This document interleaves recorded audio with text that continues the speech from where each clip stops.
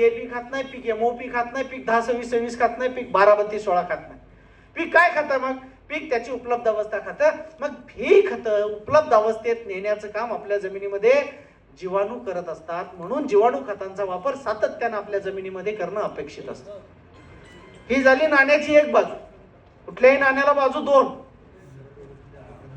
दुसरी बाजू काय सांगते?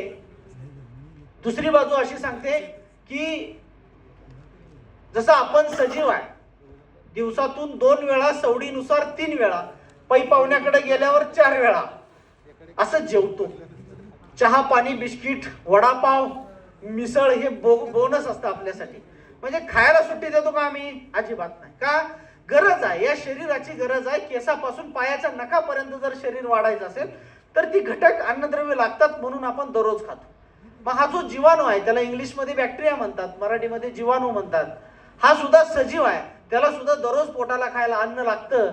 ते अन्न आम्ही मागच्या 10-12 वर्षामध्ये, 15 वर्षामध्ये आमच्या मातीतनं संपवलंय. त्याला मराठीमध्ये सेंद्रिय कर्ब म्हणतात आणि इंग्लिशमध्ये ऑर्गॅनिक कार्बन म्हणतात. हा ऑर्गॅनिक कार्बन आमच्या जमिनीतला संपला.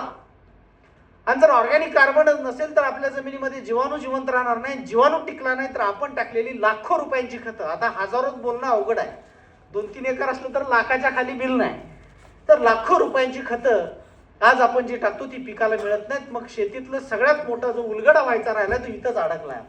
म्हणून या जीवाणू जर आपल्या मातीमध्ये जगायचे असतील तर जाणीवपूर्वक आपल्याला आपल्या मातीचा सेंद्रिय कर्बाचं प्रमाण वाढवावंच लागेल. त्याला दुसरा पर्याय उपलब्ध सध्या तरी नाही.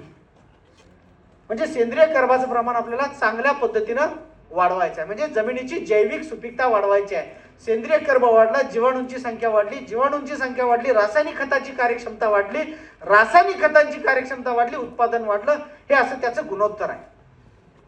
त्या झाल्या दोन गोष्टी.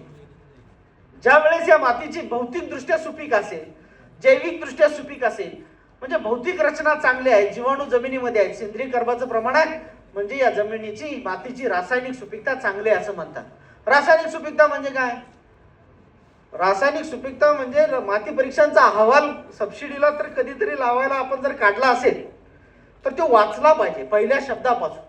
सामू म्हणजे काय, ओसी म्हणजे काय, EC म्हणजे काय, नत्र, स्फुरद, पालाशी मुख्य अन्नद्रव्य, कॅल्शियम, मॅग्नेशियम, गंधक ही दुय्यम अन्नद्रव्य, zinc, ferrous, boron, copper, manganese, molybdenum ही सूक्ष्म अन्नद्रव्य, मग आणि काही भूसुधारक आपण अशा पद्धतीने शेतीमध्ये वापरत असतो.